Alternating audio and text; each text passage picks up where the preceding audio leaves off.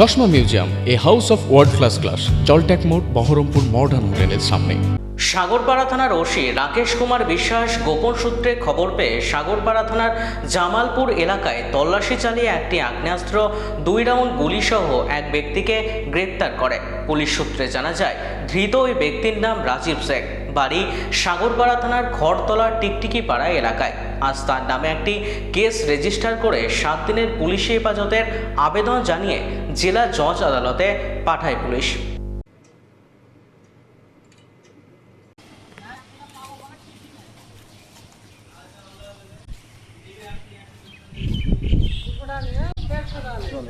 চলে